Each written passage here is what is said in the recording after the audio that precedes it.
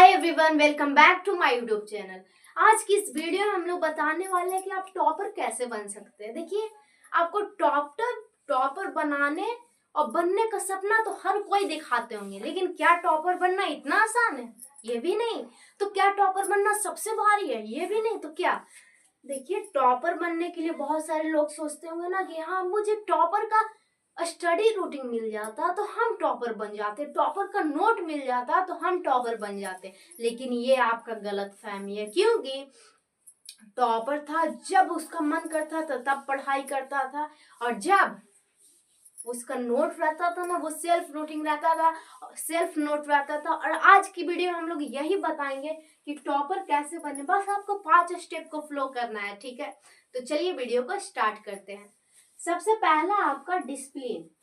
देखिए, आप बहुत सारे लोग जो बोलते होंगे ना कि टॉपर का नोट मिल जाता तो हम टॉपर बन जाते, टॉपर का रूटीन मिल जाता, स्टडी रूटीन, तो हम टॉपर बन जाते। ये आपका गलत फहमी है, क्योंकि अगर अर्जुन का आपको धनुष मिल जाएगा, जैसे अर्जुन था ना, वो चलते मछली के आंख में तीर मार दिया था, तो क्या आपको अर्जुन का धनुष मिल जाएगा तो आप भी चलते मछली के आंख में तीर मार दीजिएगा? नहीं ना। उसी तरह से आपको टॉपर के नोट और फिर स्टडी रूटीन मिल जाने से ना आप टॉपर नहीं बन जाइएगा। और हाँ, ये दुनिया इस तरीके से है ना कि अगर एवरेज भी पूरा मतलब तगड़ा मेहनत कर दिया ना तो एवरेज आपका टॉपर बन सकता है। और जो टॉपर है ना, जिसका मेमोरी भी बहुत शार्प है और वो है ना हर चीज बहुत ज्यादा जल्दी याद कर लेता है, और वो बस एक चीज नहीं किया, एक चीज का चूक कर दिया ना, तो वो टॉपर नहीं बन सकता और एवरेज स्टूडेंट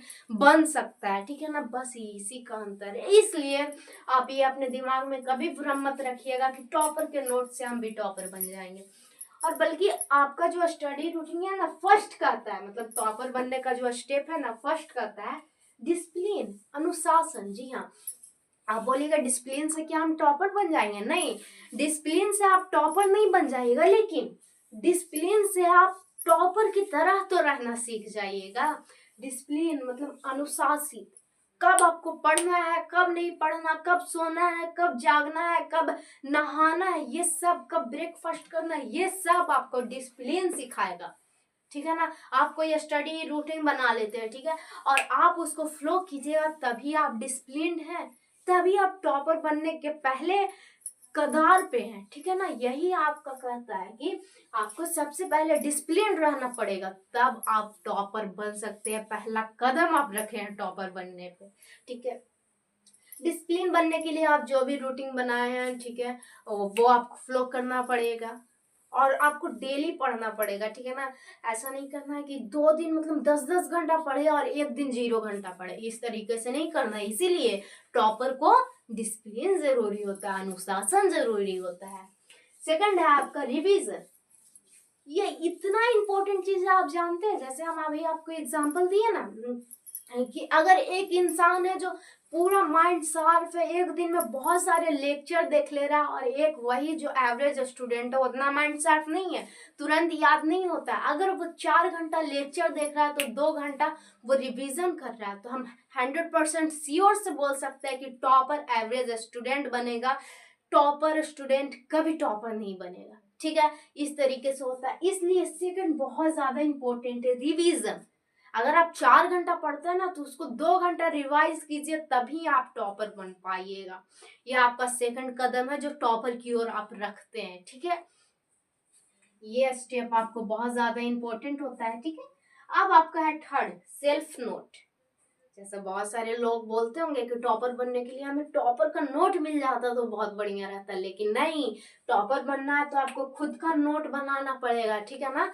तभी आप एक टॉपर बन पाइएगा। जिस तरीके से ऐसा आप अपना नोट बनाइए ना कि जो देखे ना सामने वाला भी आदमी बोले कि वाह, यह नोट है। इस तरीके से टॉपर नोट बनाइए, और टॉपर भी इसी तरीके से नोट बनाते हैं, ठीक है ना?